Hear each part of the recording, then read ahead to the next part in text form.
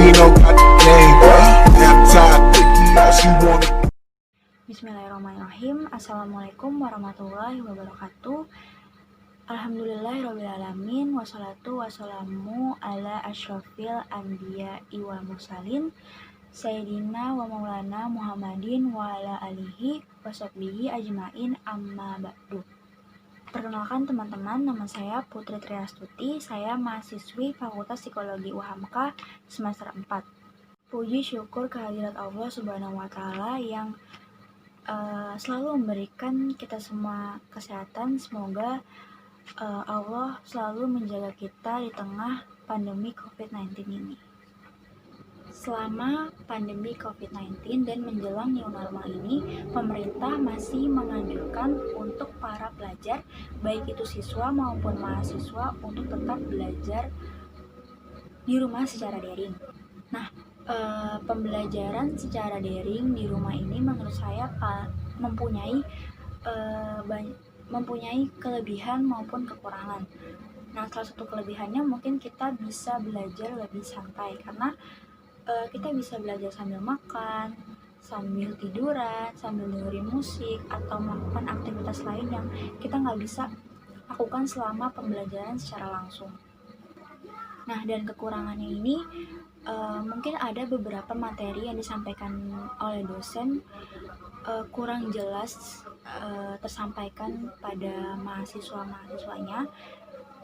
Yang kedua juga terkendala sinyal, karena kan dosen gak cuman sekedar buka forum diskusi melalui chat atau melalui aplikasi lain, tapi juga kadang melalui video seperti di Zoom atau di Google Meet.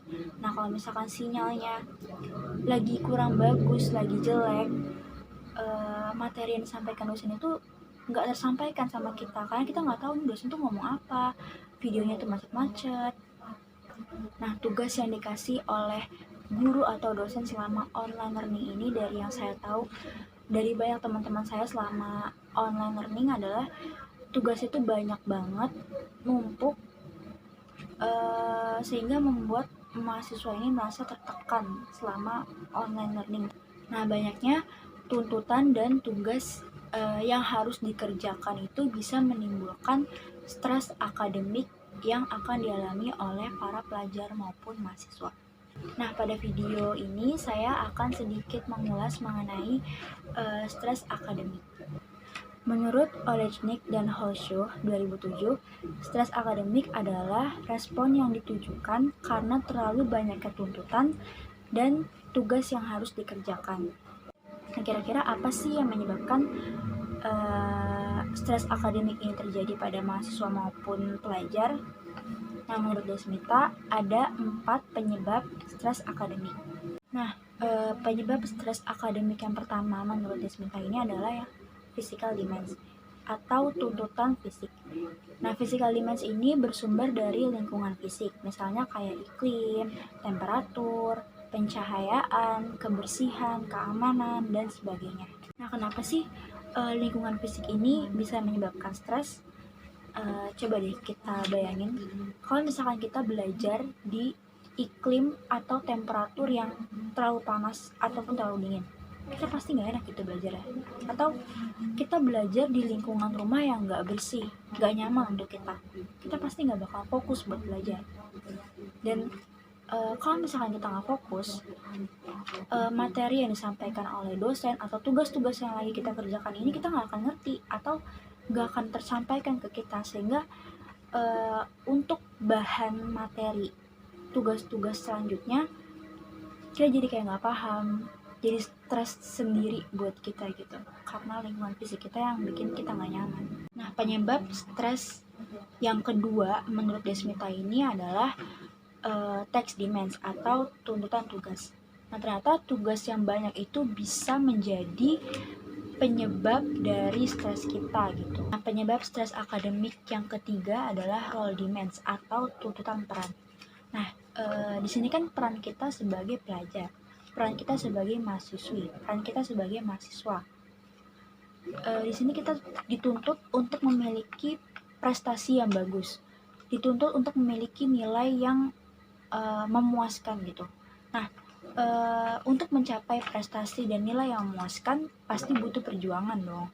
Nah, di perjuangan itu pasti kita pernah merasa tertekan atau merasa terbebani dengan peran kita yang sebagai pelajar. Nah, itu juga bisa menyebabkan stres. Penyebab stres yang terakhir menurut Desmita adalah interpersonal demands atau tuntutan interpersonal.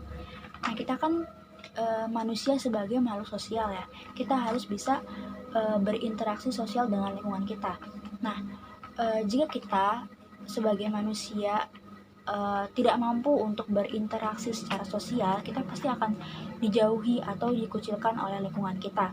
Nah, keadaan tersebut bisa membuat kita merasa tertekan juga, sehingga bisa mempengaruhi akademik kita gitu, sehingga akan memunculkan rasa stres. Nah, setelah kita tahu penyebab dari stres akademik, kita akan bahas mengenai gejala apa sih yang sering kita rasakan ketika kita lagi mengalami stres akademik. Nah, dalam gejala stres akademik ini, saya menemukan pendapat dari ahli bernama Srianti. Jadi dia mencetuskan gejala stres akademik menjadi 4 bagian. Yang pertama itu ada reaksi fisik, pikiran, perilaku, dan juga emosi. Kita akan membahas satu-satu. Nah, gejala stres akademik yang pertama adalah reaksi fisik. Nah, reaksi fisik ini bisa meliputi sakit kepala, sakit perut, mudah lelah, otot tegang, sering buang air kecil, denyut jantung meningkat, dan sebagainya. Gejala stres akademik yang kedua ini meliputi pikiran. Jadi, menurut Sriati, ketika kita merasakan stres, kita akan sulit berkonsentrasi, mudah lupa, atau sulit membuat keputusan, sulit menetapkan prioritas, dan sebagainya. Nah, gejala stres akademik yang ketiga meliputi perilaku. Jadi menurut Sriati ini, ketika individu merasakan stres akademik, ia akan lebih sering suka berbohong, suka menggerutu, suka mengomel, nggak ngerjain tugas, insomnia, berperilaku yang buruk, dan juga sebagainya. Nah, gejala stres akademik yang terakhir menurut Sriati ini meliputi emosi. Jadi ketika individu mengalami stres akademik, ia akan mudah marah, merasa takut, gelisah, nggak ada selera humornya, bingung, dan lain sebagainya. Nah, lalu gimana sih cara meminimalisir stres yang kita alami? Yang pertama, tentukan apa yang menjadi prioritas kalian. Jadi kalian harus menentukan nih lebih penting mana antara urusan akademik dan urusan non akademik. Dan yang kedua, atur waktu kalian sebaik mungkin. Jadi kalian harus mengatur waktu tidur kalian, waktu makan kalian, waktu belajar kalian, waktu kalian main, itu semua harus diatur secara baik. Nah, yang ketiga, menjaga pola makan. Jadi dengan cara menjaga pola makan ini, kalian tetap bisa memiliki energi ketika kalian mengerjakan tugas yang banyak. Dan yang keempat, tetap aktif secara fisik.